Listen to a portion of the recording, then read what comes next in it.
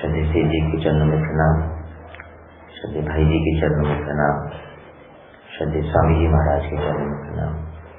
आप सबको प्रणाम। नारायण नारायण।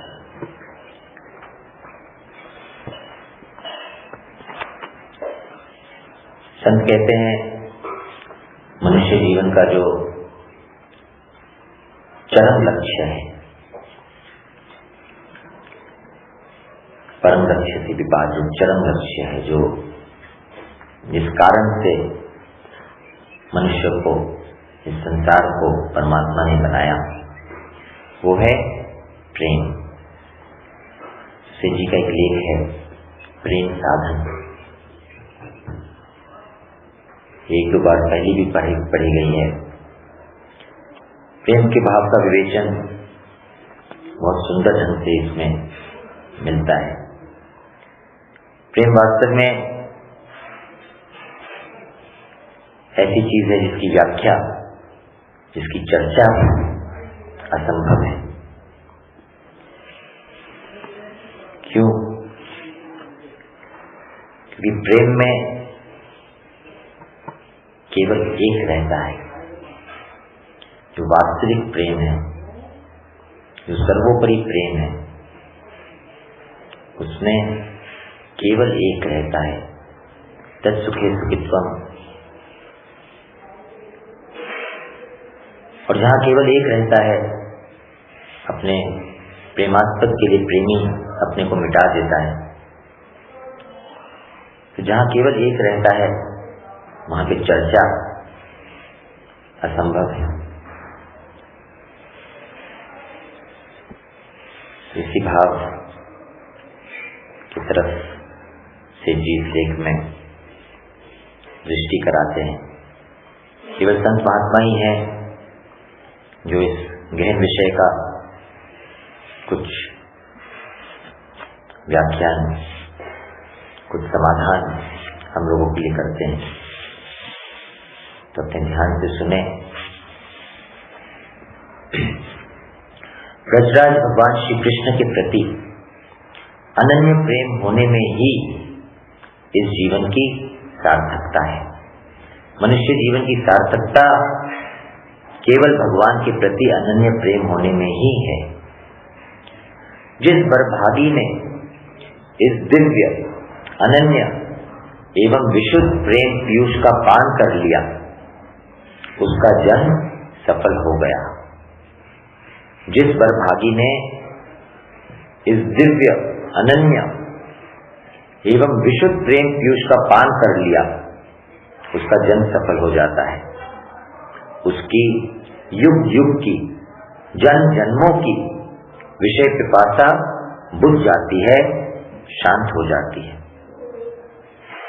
जैसे स्वामी जी कहते हैं, कुछ करना बाकी नहीं, कुछ जानना बाकी नहीं रहता, कुछ पाना बाकी नहीं रहता। भवताप से संतप्त प्राणी भगवत प्रेम की पावन मंदाकिनी में निमज्जन करके तभी पूर्ण शांति प्राप्त कर सकता है। यही वह परम रस है जिसे पीकर मनुष्य सिद्ध, अमर और तृप्त हो जाता है। यही वह परम रस है जिसे पीकर मनुष्य सिद्ध, अमर और तृप्त हो जाता है। जिस प्रेम के प्राप्त होने पर मनुष्य न तो किसी भी वस्तु की इच्छा करता है, न शोक करता है, न द्वेष करता है, न किसी भी वस्तु में आसक्त होता है, और न विषय भोगों की प्राप्ति में उसे कुछ भी उत्साह होता है।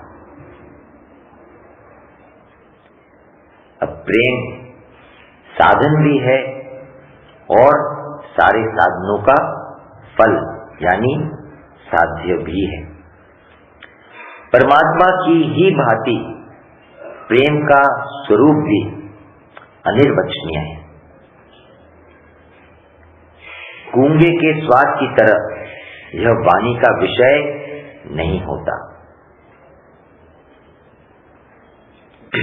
वचनों से इसको कैद, इसको समझाया नहीं जा सकता। इसलिए प्रेम का स्वरूप अलौकिक बताया गया है। प्रेम लौकिक नहीं है। इस लोक में प्रेम नहीं है। इस लोक में अपने जिसे प्रेम कहते हैं वो आसक्ति है, कामना है, वासना है। प्रेम जो है वो अलौकिक है, क्योंकि वह लोक से सर्वथा विलक्षण है। लौकिक प्रेम भोग कामनाओं और दुर्वासनाओं से वासित होने के कारण शुद्ध नहीं होता। जहां वासना का आधिपत्य है वह प्रेम नहीं, वह आसक्ति मूलक मोह है। इसके अलावे लौकिक प्रेम के आलंबन क्षणिक एवं नाशवान होते हैं। अतः वह भगवत प्रेम के सामने हेय ही है। भगवत प्रेम भी यदि किसी कामना से किया जाए तो वह सकाम कहलाता है। सकाम प्रेम में दिव्यता, अनन्यता एवं विशुद्धता का अभाव होता है। कामना लौकिक वस्तु के लिए ही होती है। अतः लौकिकता का सम्मिश्रण हो जाने से उसकी दिव्यता नष्ट हो जाती है तथा उक्त कामना में वह प्रेम बढ़ जाता है। इसलिए उसमें एक निष्ठा एवं अनन्यता नहीं रह जाती। इसी प्रकार कामना से मिश्रित या दूषित हो जाने से वह प्रेम विशुद्ध नहीं रह जाता। दिव्य, अनन्य एवं विशुद्ध प्रेम तो तीनों गुणों से अतीत और कामनाओं से रहित होता है। वह प्रेम प्रतिक्षण भरता है, कभी भी घटता नहीं। वह सूक्ष्म से सूक्ष्म होता है। उसे वाणी द्वारा व्यक्त नहीं किया जा सकता। वह केवल अनुभव की वस्तु है। हेतु या कामना ये दो ही प्रेम का दूषण है। निर्हेतुक अथवा निष्काम प्रेम में कामना की गंध भी नहीं है, इसीलिए वह शुद्ध है। अपने अभिन्न प्रियतम परमात्मा श्री कृष्ण के सिवाय और कोई इस प्रेम का लक्ष्य नहीं है। अपने अभिन्न प्रियतम परमात्मा श्री कृष्ण के सिवाय और कोई भी इस प्रेम का लक्ष्य नहीं है। इसलिए यह अनन्य है तथा ऊपर कहे अनुसार लोक से सर्वथा विलक्षण होने के कारण यह प्रेम दिव्य है। क्योंकि इस प्रेम का श्री कृष्ण के सिवाय और कोई लक्ष्य नहीं है, इसलिए यह अनन्य है तथा ये लोक से, इस लोक से सर्वथा विलक्षण होने के कारण दिव्य है। इस प्रेम को पाकर प्रेमी सदा आनंद में मस्त रहता है। संसार की चिंताएं उसका स्पर्श भी नहीं कर सकती। उसकी दृष्टि में प्रेम के सिवाय और कुछ रह ही नहीं जाता। वह तो केवल प्रेम को ही देखता है, प्रेम को ही सुनता है, प्रेम का ही वर्णन तथा चिंतन करता है। उसके मन में, प्राण में और आत्मा में प्रेम की ही गंगा अनवरत अवगाहन करते रहते हैं। वह अपने सब धर्म और आचरण प्रेम में श्री कृष्ण को ही अर्पण कर देता है। उनकी पल भर के लिए भी याद भूलने पर वह अत्यंत व्याकुल, बहुत ही बेचैन हो जाता है। वह सर्वत्र प्रेम में भगवान को ही देखता है, सब कुछ भगवान में ही देखता है। ऐसी दृष्टि रखने वाले की नजर से भगवान अलग नहीं हो सकते तथा वह भी भगवान से अलग नहीं हो सकता।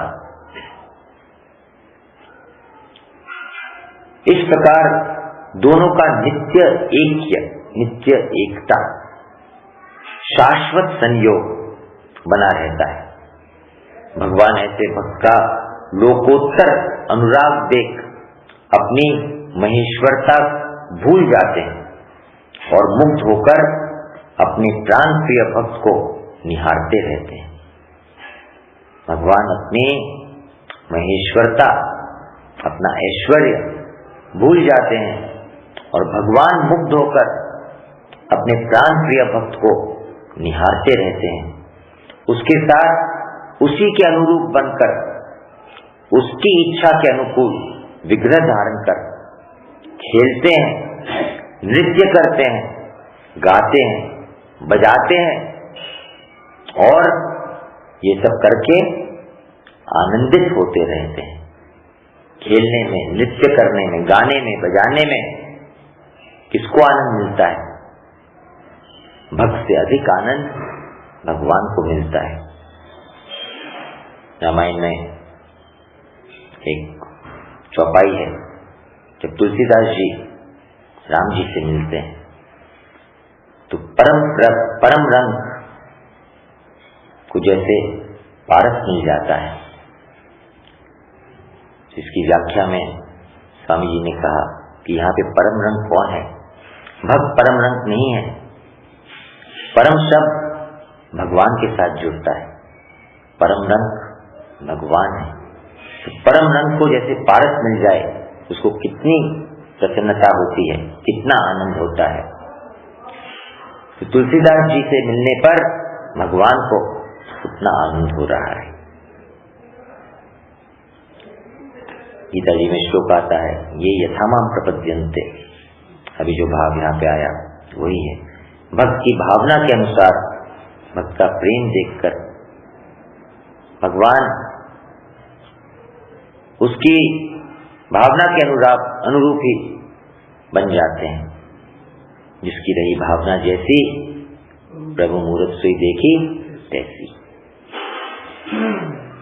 प्रेमी भक्त मिलन और विछोह की चिंता से भी परे होता है। प्रेमी भक्त मिलन और विछोह की चिंता से भी परे होता है। उसे तो केवल प्रेम करना है, और प्रेम करना किस लिए है? अपने लिए नहीं, वह भी करना है केवल प्रेम के लिए ही। वह प्रेम तत्वज्ञ प्रियतम स्वयं ही मिले, वह प्रेम तत्वज्ञ प्रियतम स्वयं ही मिले बिना नहीं रह सकता। अगर उसे गरज होगी तो स्वयं ही आवेगा। भक्त को मिलने के लिए परेशान हो, अगर भगवान को मिलने की गर्ज होगी तो भगवान आएंगे। तथा वह विछोह से भी क्यों डरे? उसे अपने लिए तो सुख या आनंद की चाह है नहीं, वह तो सब कुछ उस प्रियतम के ही सुख के लिए करता है। तत्सुखे सुखित्वम। उसे अपने लिए तो कुछ नहीं चाहिए। प्रियतम जिस किसी में भी आनंदित हो, सुखी हो, उसको तो वही चाहिए। उसे यदि मिलन में सुख मिलता है तो स्वयं ही आकर मिल ले, और अगर विछोह से दुख होता हो तो कभी यहां से दूर न जाए। वह तो प्रेम का लोभी है। प्रेम होगा तो वो अपने आप दौड़ा आवेगा, और नहीं होगा तो वो बुलाने से भी नहीं आएगा। अगर भक्त में प्रेम होगा तो वो अपने आप दौड़ा आएगा, और अगर प्रेम नहीं होगा तो बुलाने से भी नहीं आवेगा। इसीलिए जो निष्काम प्रेमी होते हैं वे भगवान को बुलाते भी नहीं। और वास्तव में अगर अपने प्रेमी बनना चाहते हैं, तो प्रेमी के साथ निष्काम स्वतः जुड़ा हुआ है। बिना निष्कामता के प्रेम है ही नहीं, फिर तो वहां पे व्यापार है। तो इसलिए जो प्रेमी होते हैं वे भगवान को बुलाते ही नहीं। वास्तव में न तो भगवान को दर्शन देने के लिए बुलाने की आवश्यकता है और न ही उनको रोकने की। बिना किसी कामना या हेतु के ही भगवान में केवल प्रेम भराना आवश्यक है। बिना किसी कामना या हेतु के भगवान में केवल प्रेम भराना आवश्यक है। अहंकार से दूर रहकर संयोग वियोग की चिंता से बेपरवाह होकर उत्तरोत्तर प्रेम भरता रहे। अहंकार से दूर रहकर संयोग और वियोग की चिंता से बेपरवाह होकर उत्तरोत्तर प्रेम भरता रहे। इसी के लिए सारा प्रयत्न, संपूर्ण चेष्टा होनी उचित है। प्रहलाद ने कभी भी प्रार्थना नहीं की कि मुझे दर्शन दो। सब कुछ भगवान ने अपने आप ही किया। भगवत प्रेमी का पूजन, खाना पीना, रोना गाना सब भगवत प्रीत्यर्थ होना चाहिए। क्रिया मात्र केवल भगवान की प्रीति के लिए, भगवान की प्रेम के लिए। प्रेमी का प्रेममय भगवान के सिवाय और कोई लक्ष्य न हो। प्रेमी का प्रेममय भगवान के सिवाय और कोई लक्ष्य न हो। दर्शन मिलन आदि तो आनुषंगिक फल है, अपने आप प्राप्त होंगे। इस प्रेम की पूर्णता उस दिव्य, अनन्य एवं विशुद्ध प्रेम में ही है जहाँ प्रेम, प्रेमी और प्रियतम तीनों की एकता होती है। प्रेम, प्रेमी, प्रेमास्पद यानी प्रियतम, तीनों में भेद नहीं रहता, तीनों एक हो जाती है। वहीं पे इस प्रेम की पूर्णता है। ऐसा प्रेमी उस दिव्य प्रेम का साक्षात स्वरूप होता है। उसकी वाणी प्रेम से ओतप्रोत तथा शरीर और मन प्रेम से सराबोर होते हैं। उसका रोम रोम प्रेमानंद से थिरकता दिखाई देता है। उसके साथ संभाषण, उसका चिंतन तथा उसके निकट गमन करने से अपने अंदर प्रेम के परमाणु आते हैं। उसका स्पर्श पाकर नीरस हृदय में भी प्रेम का संचार हो जाता है। बड़े बड़े नास्तिक भी उसके संपर्क में आने पर सब कुछ भूलकर प्रेम दीवाने से बन जाते हैं। उसके अनन्य अनुराग या अलौकिक भावोद्रेक को ठीक ठीक हृदयंगम कराने के लिए उपयुक्त शब्द ही नहीं है। समझाने के लिए उसके भाव को चाहे जो भी भाव कह दिया जाए, वास्तव में वह सब भावों से ऊपर उठा होता है। प्रेम में या भक्ति में चार भाव मुख्य रूप से अपने कहते हैं: सख्य, दास्य, वात्सल्य और माधुर्य। तो सख्य भाव से भी इस दिव्य प्रेम की तुलना नहीं हो सकती। अब एक एक भाव को लेके से जी उसके इस दिव्य प्रेम अभी तक जो अपने वर्णन पढ़े, ये कितना लौकिक है,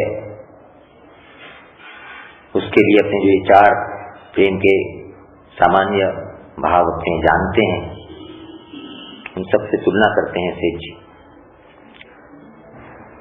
सत्य से भी ये ऊंचा भाव है। सत्य भाव के उदाहरण अर्जुन माने जाते हैं, परंतु अर्जुन में भी इस दिव्य अलौकिक भाव की तो कमी ही दिख पड़ती है। कैसे? वे भगवान का विराट रूप देखकर भयभीत हो जाते हैं। भगवान के साथ किया हुआ सख्य समानता का व्यवहार उन्हें महान अपराध जान पड़ता है और उसके लिए वे बारंबार क्षमा याचना करते देखे जाते हैं। तक्षामये त्वाहमं प्रमेय पितेव पुत्रस्य सखेव सख्यो प्रिय प्रियाः हसिदेव सोढुम्। और भगवान भी उन्हें माँ से जथा माँ से विमूढ़ भाव आदि कहकर आश्वासन देते हैं। तो दो बातों से सत्य भाव में, अर्जुन के सत्य भाव में, जो अर्जुन सत्य भाव के उदाहरण माने जाते हैं, दो कमियां बताई। एक तो भगवान से भयभीत होते हैं और दूसरा कि भगवान को के साथ जो समानता का व्यवहार किया उसके लिए वे क्षमा प्रार्थी, क्षमा मांगते हैं। दास्य भाव से भी उस अनन्य प्रेमी का भाव अत्यंत उत्कृष्ट है। दास्य भाव में ऊंच नीच स्वामी सेवक की दृष्टि है, पर यहाँ तो पूर्ण समता है। उस दिव्य प्रेम में पूर्ण समता है, न कोई सेवक है न स्वामी। भक्त भगवान की प्रेम गंगा में निमज्जन करके प्रसन्न होता है तो भगवान भी वैसे ही प्रेम में मग्न हो जाते हैं। भक्त भगवान की प्रेम गंगा में स्नान करके प्रसन्न होता है तो भगवान भी वैसे ही प्रेम में मग्न हो जाते हैं। अब वात्सल्य भाव लीजिए। वात्सल्य भाव से भी इस दिव्य अनन्य भाव का स्थान बहुत ऊंचा है। वहां उस लोकोत्तर साम्य का दर्शन नहीं होता जो कि यहाँ पे सहज ही अनुभव में आता है। उसमें छोटे बड़े पिता पुत्र आदि भाव रहते हैं। जैसे दास्य में स्वामी सेवक का भाव है, वात्सल्य में छोटे और बड़े का भाव है। किंतु यहाँ यानी उस दिव्य प्रेम में न तो कोई छोटा है न बड़ा, न कोई माता पिता न कोई किसी का पुत्र, सब एक समान है, केवल एक ही है। माधुर्य भाव में आइए। माधुर्य भाव से भी यह अद्भुत प्रेम भाव विलक्षण है। माधुर्य भाव के दो स्वरूप कहे जाते हैं, एक स्वकीय भाव और एक परकीय भाव।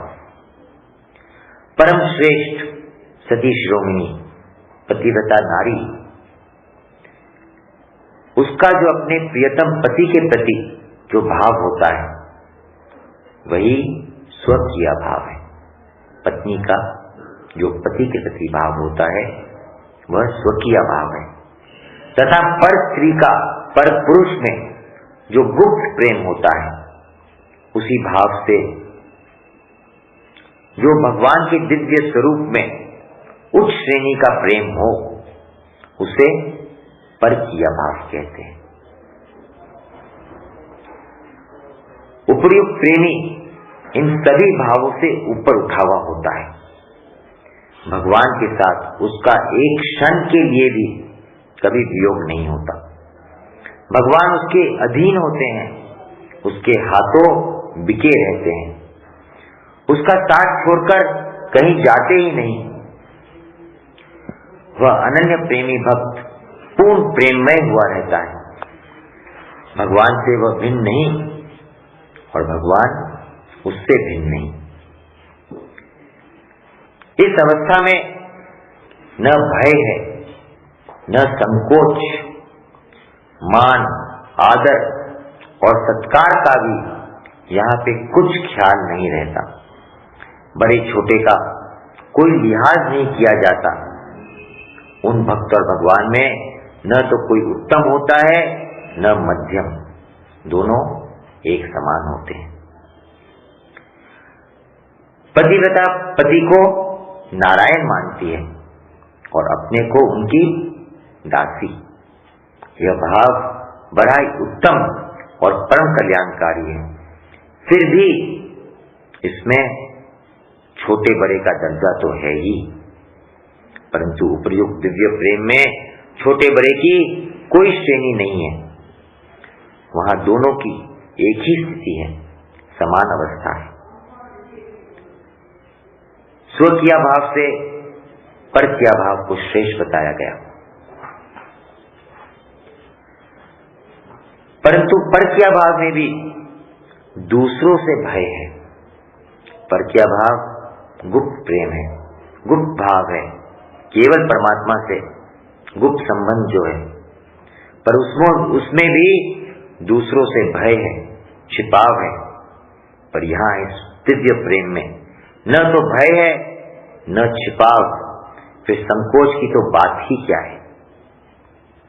भगवान के गुण और प्रभाव से प्रभावित होकर ही पर किया का मन उनकी ओर आकृष्ट होता है। जहां अपने से अन्यत्र श्रेष्ठता का अनुभव है, वहां अपने में न्यूनता का भी भाव है। अतः वहां भी निर्भीकता एवं पूर्ण समानता नहीं है। पर क्या भाव में जो भगवान के प्रति आकृष्ट होते हैं, उसमें भगवान की श्रेष्ठता का अनुभव होता है, और भगवान में श्रेष्ठता के अनुभव के साथ अपने में न्यूनता का भाव है ही। इसलिए वहां भी निर्भीकता एवं पूर्ण समानता नहीं है। परंतु अनन्य और विशुद्ध प्रेम में गुण और प्रभाव की विस्मृति है। अनन्य और विशुद्ध प्रेम में गुण और प्रभाव की विस्मृति है। स्मृति होने पर भी उनका कोई मूल्य नहीं है। यहाँ तो दोनों में अनिर्वचनीय ऐक्य है। यहाँ दोनों में अनिर्वचनीय ऐक्य है। वहां सर्वशक्तिमान और सर्वांतर्यामी कहकर स्तवन किया जाता है। स्तुति की अवस्था तो बहुत पहले ही समाप्त हो जाती है इस दिव्य प्रेम में। अब तो कौन सर्वशक्तिमान है और कहाँ के सर्वेश्वर। दोनों एक है, दोनों समान है, दोनों ही दोनों के प्रेमी हैं और दोनों ही दोनों के प्रियतम हैं। इनमें परस्पर हेतु रहित सहज प्रेम होता है। दोनों एक दूसरे से हेतु रहित और सहज स्वाभाविक प्रेम दोनों में होता है। इस स्थिति में प्रेम, प्रेमी और प्रेमास्पद में कोई भी भेद नहीं रहता। भक्ति, भक्त और भगवंत सब एक हो जाते हैं। किसी भावुक भक्त ने इस भाव की पुष्टि की है कि प्रेम, प्रेमी और प्रेम पात्र यानी प्रियतम, ये देखने में तीन होने पर भी वास्तव में एक ही है। इनका तत्व सदा सबकी समझ में नहीं आता। इन्हें एक रूप ही जानना चाहिए। मैं इन तीनों को जो वस्तुतः एक है प्रणाम करता हूँ। ऐसे अनन्य प्रेमी की दृष्टि में सर्वत्र और सदा ही दिव्य प्रेम की अखंड ज्योति जगमगाती रहती है। वह संपूर्ण जगत पर समान रूप से प्रेमामृत की वर्षा करता है। उसकी दृष्टि में कोई घृणा या द्वेष का पात्र नहीं है। उसके लिए सर्वत्र ही प्रेम का महासागर लहराता रहता है।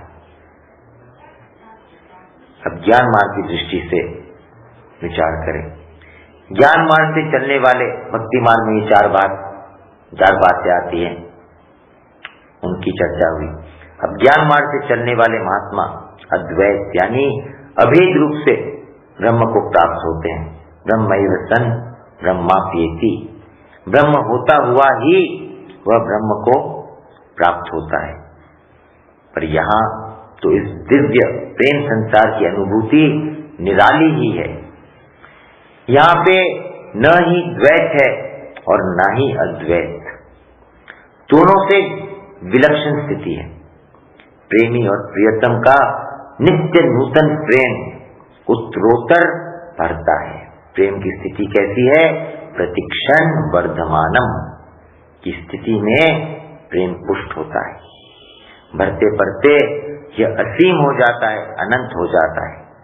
भक्त और भगवान दोनों एक दूसरे से इतने मिल जाते हैं कि उनमें द्वैत का सा भान ही नहीं होता।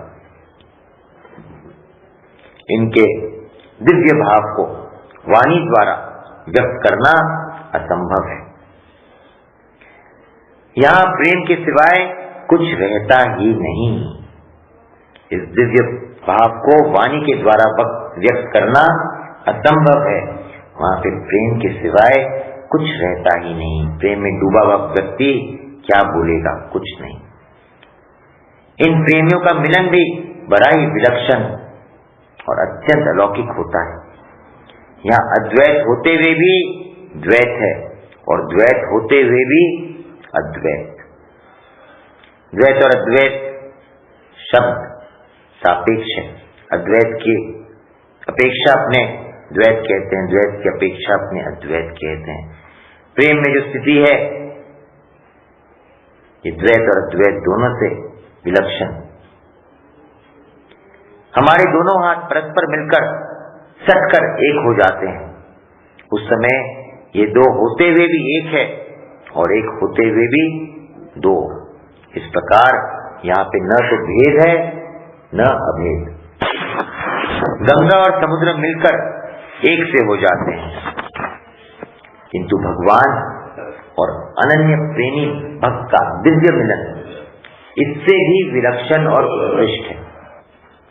गंगा और यमुना दो नदियां, दोनों के जल मिलकर एक हो जाते हैं।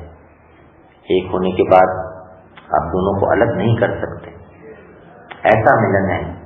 वैसे जी यहाँ कह रहे हैं इस दिव्य प्रेम में जो भगवान और अनन्य प्रेमी का जो मिलन है वो दिव्य मिलन इन दो नदियों के मिलन से भी विलक्षण है, उससे भी उत्कृष्ट है। वह अलौकिक एवं अनिर्वचनीय अवस्था है। भेद अभेद से परे की फल रूपा स्थिति है। भेद और अभेद, वहां पे ना ही भेद है ना ही अभेद है। यह मिलन नित्य है। यहाँ वस्त्र, आभूषण या आयु का व्यवधान भी वांछनीय नहीं है। कोई भी व्यवधान नहीं है। वस्त्र का व्यवधान लज्जा निवारण के लिए अपेक्षित होता है और लज्जा दूसरे से होती है। यहाँ तो प्रेमी और प्रियतम एक प्राण हो चुके हैं। भला अपने से भी कोई लज्जा करता है? बंद एकांत कमरे में यदि अपने सिवाय कोई दूसरा न हो तो लज्जा निवारण के लिए वस्त्र की आवश्यकता नहीं होती। तो इस दिव्य मिलन में द्वैत भाव मिट चुका है। दूसरों की ही दृष्टि में भेद प्रतीत होता है। ये जो भाव है कोई दूसरा समझ नहीं सकता। इस मिलन में तो आभूषण भी दूषण जान पड़ते हैं। यहाँ परस्पर मान सम्मान आदर सत्कार का भी कोई व्यवहार नहीं है। यहाँ पे मान सम्मान आदर सत्कार का भी कोई व्यवहार नहीं है। जहाँ पूर्ण रूप से प्रेम है वहाँ आदर सत्कार तो एक विघ्न है। क्या कोई स्वयं ही अपना आदर करता है? यह स्थिति गोपियों की प्रेम का फल है। यह स्थिति गोपियों के प्रेम का फल है। इस स्थिति में शोक, मोह और भय आदि का नामो निशान भी नहीं रहता। यहाँ तो देखने मात्र की भिन्नता होते हुए भी वास्तव में पूर्ण एकत्व है। अनन्य प्रेमी का ऊपरी व्यवहार चाहे जैसा भी हो,